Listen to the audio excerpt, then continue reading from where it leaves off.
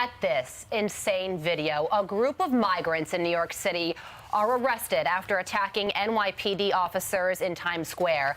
5 were arrested and 4 are already released without bail. They get free food, free laundry. Right. They can do whatever they want, free shelter. And when they start fighting each other and NYPD comes to enforce the law, they beat up the cops. Right. Forget you trying to wrap your head around that. That's the host of Fox and Friends, left speechless after witnessing a recent attack on New York City police officers by a group of migrants.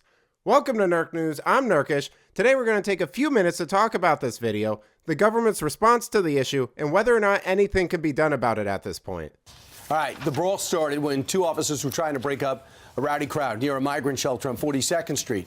While arresting one of the men, the other said, hey, I'm not going to just sit there. I'll jump in. I'll start kicking. I'll start punching the officers. After all, I don't belong in this country anyway. I could beat up an NYPD officer. What'll actually happen? The Manhattan DA's office saying it's investigated the incident as police search for 5 other men involved. Every part of this incident could have been avoided if you didn't allow 67,000 people to call New York home who don't belong here. And what happened is, instead of being grateful, they're creating chaos. 172,000 migrants have come to New York City since, in the last year and a half. 172,000, 67,000 are currently in shelters, obviously. 2 19-year-olds, a 21-year-old, and a 24-year-old, and, of course, all single males. And weren't we told a while back the people being led across the border were all in family units? Anyway, one of those migrants apparently has 2 open cases for assault and robbery. It's attacks on police. Yeah. It's the illegal immigrant crisis. It's also the bail policies that are contributing to all of this. And yeah, like you said, Steve, one guy had already has 2 open cases, so he's now a repeat offender. And you just have to think about the mentality of this group of 5 people who, by the way, are claiming asylum. They've all been released, too. They've been stopped and released. Because of that, it's behavior of people who are not afraid to get deported. What was that thing Trump said about migrants flooding the country unchecked again? Oh, that's right. They're not sending their best. They're not sending you. They're not sending you. They're sending people that have lots of problems, and they're bringing those problems with us.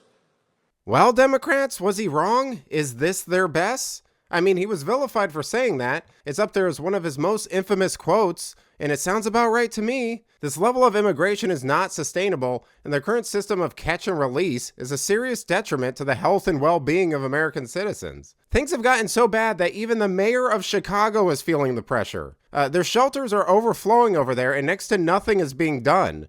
I mean, the dude went to the hospital to get treated for panic attacks because of it. That's the mayor of Chicago, by the way, the city that's led the nation in homicides for 12 years. Their mayor is having panic attacks because of immigration. And let me tell you, things aren't faring much better at other sanctuary cities. Here's the mayor of Denver, Colorado, talking about the issue. Every hotel room we have in the city of Denver is full. We're at 5,000 people in shelter, and we have more coming every day. And so we have to reactivate the policy we've always had, which is you can come and stay for a length of time, but it can't be forever. At what point does your city reach its breaking point? Yeah, I think our city is very close to its breaking point now, and we've been talking to leaders in D.C. around the country about why we need them to take action here. I think we have successfully welcomed almost 40,000 migrants in the last year, and we know what it takes to do this successfully. We just need that help, and the things we need are, yes, we need federal dollars, but the most important thing is we need, work authorization for folks when they arrive, and we need those resources at the border so you can add more security at the border, and so you can help process those asylum claims so the folks that do arrive here can work. The challenge we have is you have someone that'll arrive in Denver who's been admitted on an asylum claim, but their court date for their asylum case is 6 years away. And they're in Denver for 6 years without an ability to work and support themselves. Neat. And that's Colorado, by the way, a state using its funds to try to keep Trump off the ballot instead of fixing issues in their own capital. They'd rather try to prevent people from voting for the only guy who seems to be taking this issue seriously. Well, at least we can take solace in the fact that the federal government is on the case.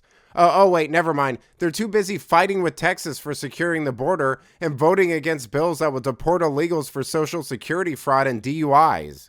That all sounds bad, but maybe we could just move to another country or something. I mean, this isn't an issue anywhere else, right? Oh, wait, no, it is. If I was prone to crazy thinking, which I'm not, I would say that it almost seems like something or someone is intent on destroying Western countries from within.